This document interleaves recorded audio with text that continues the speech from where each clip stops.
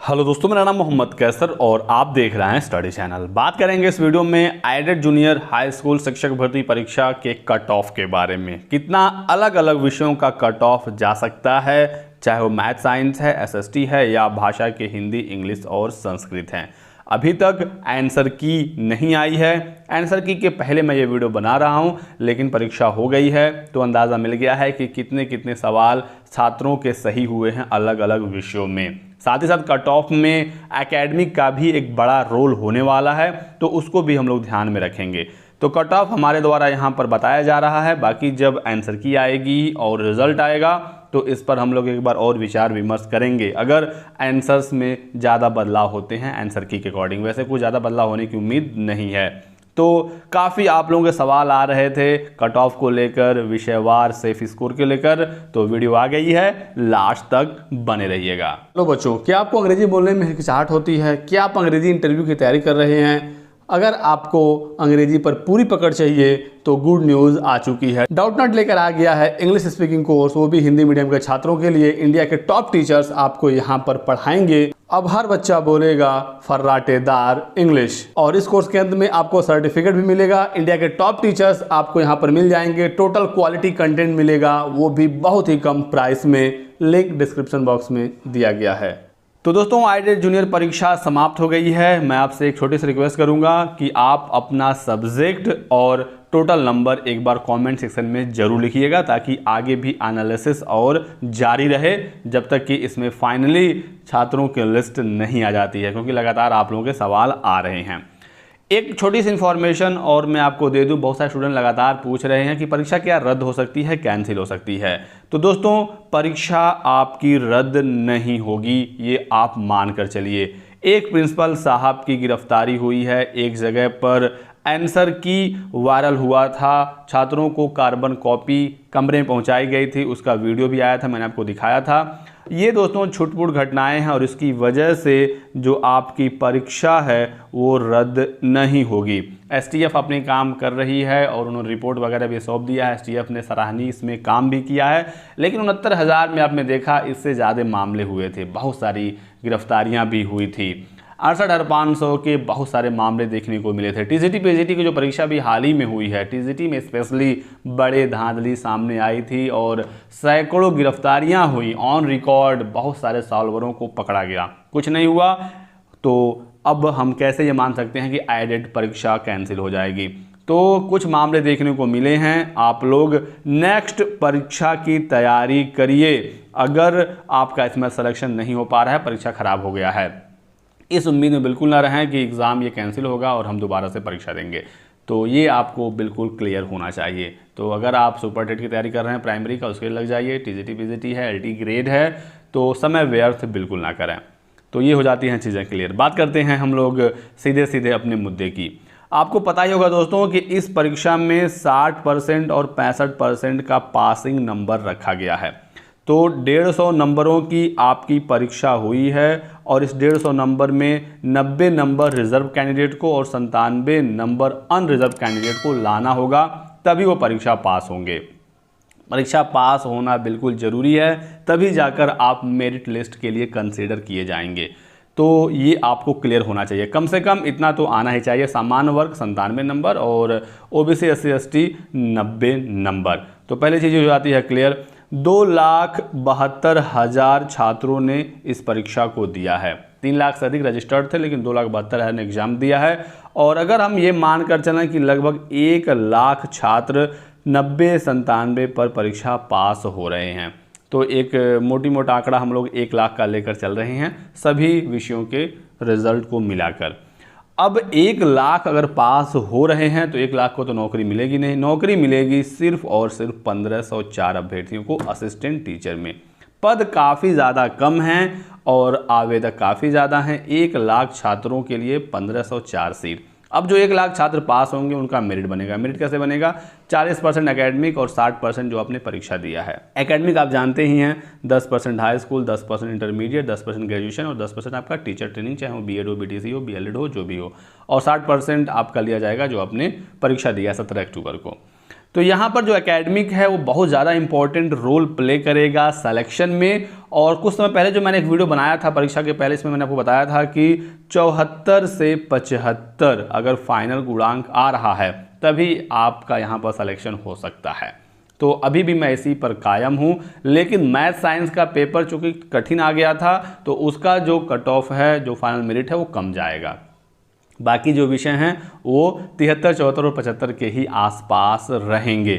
मान लेते हैं किसी छात्र का एकेडमिक 40% यानी कि 10% जोड़ने के बाद 28 आ रहा है, लगभग 28 बहुत सारे छात्रों का एवरेज है। वैसे तो बहुत सारे छात्रों का 20-22 भी है और कुछ का 30-32 भी है, लेकिन 28 हम लोग अगर एक रेफरेंस मानकर चलें कि 40% हम जो एकेडमिक निकाल रहे हैं वो 28 आ रहा है, और 60% जो आप एग्ज़ाम में स्कोर कर रहे हैं, मान लेते हैं कि 115 आप पा रहे हैं एग्ज़ाम में, 115 के नीचे तो सोचना ही नहीं है सिलेक्शन, क्योंकि दोनों जोड़ा जाएगा, एकेडमिक मेरिट और लिखित परीक्षा का नंबर। लेकिन 115 के अगर आप नीचे हैं तो एकेडमिक मेरिट आपका कितना ज़्यादा होगा, 35-40 तो होगा नहीं, तो 115 तो होना ही चाहिए। 115 अगर आप ला रहे हैं 150 में, तो अगर आप इसका निकालेंगे 60%, पहले तो आप इसका परसेंटेज निकालेंगे और उसके बाद उसका भी 60% निकालेंगे तो वो आएगा 46। तो एकेडमिक अगर हम 28 मान रहे हैं और यहाँ से आपने 46 लाया, तो अगर आप इन दोनों को जोड़ेंगे तो ये आएगा आपका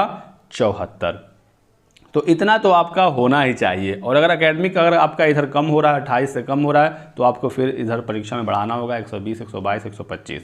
भ्रष्टाचार भी देखने को मिला है परीक्षा में, स्पेशली सोशल और हिंदी से खबरें आ रही हैं कि कुछ भ्रष्टाचार देखने को मिले हैं। तो यहाँ पर कट ऑफ थोड़ा सा और इंक्रीज़ होगा, क्योंकि अब जब आंसर की बांटे जा रहे हैं तो उन छात्रों का तो नंबर ज़्यादा होना ही होना है। तो इस तरह से भी हमें सोचना पड़ेगा। तो बात करें अगर अलग अलग हम लोग विषयों की, तो सबसे पहले बात कर लेते हैं मैथ और साइंस का। गणित विज्ञान का पेपर काफ़ी कठिन था और साइंस काफ़ी ज़्यादा पूछा गया था। मैथ्स के सवाल कंपैरेटिवली कम थे, 50-50% नहीं था, 60-40 कह सकते हैं। यहाँ पर समस्या ये भी हुई कि क्वेश्चन लेवल का भी था और साइंस वाले मैथ नहीं कर पाए, मैथ वाले साइंस नहीं कर पाए। तो यहाँ पर 65 तक छात्र गए हैं, 65 से 70, और भी होंगे कुछ 80-85 वाले भी, लेकिन एवरेज की हम बात कर रहे हैं।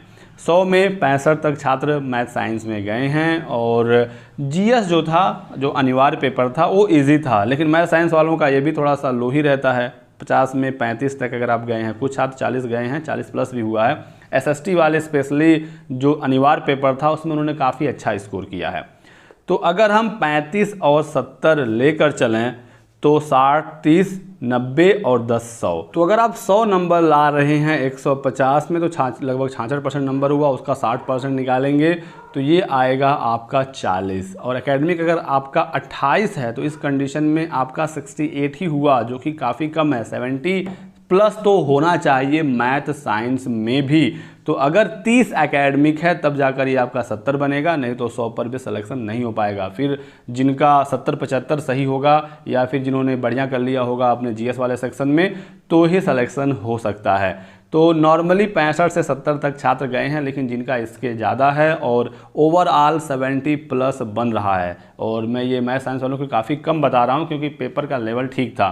तो 70 प्लस यहाँ पर होना चाहिए मैथ साइंस वाले छात्रों के लिए, जो एनालिसिस अभी तक निकल कर आ रही है। चूँकि 1504 सीटें हैं और ये सीटें भी 5 पार्ट में बटेंगी। अभी एग्जैक्टली अलग अलग विषयों की सीटें नहीं बताई गई हैं, लेकिन एवरेज पर 300-300 बैठेंगी एक एक सब्जेक्ट के लिए, 5-1500। तो उस हिसाब से 70 प्लस मैथ साइंस वाले छात्रों के लिए सेफ स्कोर माना जा सकता है। बाकी अगर आपका इससे कम है तो अन्य भर्तियों की तैयारी करते रहिए, ज़्यादा है तभी तैयारी करिए। यहाँ पर सिलेक्शन हो जाएगा तो अच्छा है, नहीं होगा तो आप अगली भर्ती के लिए रेडी रहिएगा। हमेशा तैयारी करते रहें, पढ़ाई करते रहें। बात करते हैं एसएसटी का। तो एसएसटी का जो कट ऑफ है ये आपका लगभग 72 जाएगा, 72 प्लस रहेगा। तो मैथ साइंस के बाद एसएसटी का ही कट ऑफ रहेगा, सबसे कम मैथ साइंस, उसके बाद एसएसटी। तो 72 प्लस। अब आप 72 प्लस जैसे भी पाते हैं, एकेडमिक आपका कितना है, आप कितना लिखित परीक्षा में स्कोर कर रहे हैं, क्योंकि सबका लगभग अलग है एकेडमिक। तो इस हिसाब से कट ऑफ एग्जैक्टली हर सब्जेक्ट का नहीं बताया जा सकता कि एसएसटी में इतना होगा तो आपका हो जाएगा। एसएसटी में क्या है कि छात्रों ने 70-75 तक किए हैं और एसएसटी का भी पेपर लेवल का था, और जिन्होंने 70 किया है तो उन्होंने इधर जीएस वाले सेक्शन में काफ़ी अच्छा कर लिया है। 45 तक छात्रों ने कर लिया, क्योंकि एसएसटी वालों का जीएस अच्छा होता है और जीएस आसान था, तो इसमें छात्रों ने अच्छा खासा स्कोर किया है। तो 115 उनका यहाँ से पहुँच जा रहा है। और 45 + 75 है तब तो काफ़ी अच्छा स्कोर हो जाएगा। उसके साथ 28 अगर एकेडमिक है तो सिलेक्शन आपका हो जाएगा। अगर एकेडमिक कम होता है तो फिर आपको परीक्षा में बढ़ाना पड़ेगा अपना नंबर। उसके बाद बात करते हैं हम लोग लैंग्वेज का। लैंग्वेज में इंग्लिश आता है तीसरे नंबर पर। मैथ साइंस के बाद इंग्लिश का कट ऑफ 73+ गुणांक बन रहा है, तो आपका यहाँ पर चयन हो सकता है और चांसेस काफ़ी ज़्यादा हैं। और उसके बाद सबसे ज़्यादा जो कट ऑफ होगा वो संस्कृत और हिंदी का होगा। इन दोनों में भी स्पेशली सबसे ज़्यादा हिंदी का होगा 75 के आसपास और संस्कृत का 74 के आसपास। ये सभी कट ऑफ मैं सामान्य वर्ग के अभ्यर्थियों के लिए बता रहा हूँ, बाकी ओबीसी SC ST के लिए थोड़ा थोड़ा इसमें गिरावट आएगी।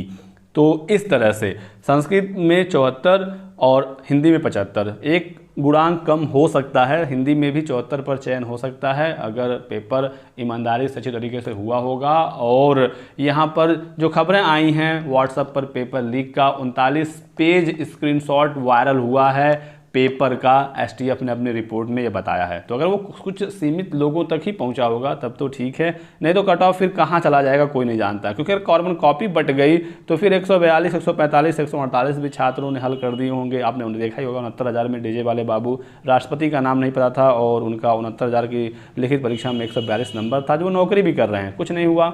तो इस तरह से 74-75 के आसपास ये है सब्जेक्ट वाइज कट ऑफ हमारी तरफ से एनालिसिस।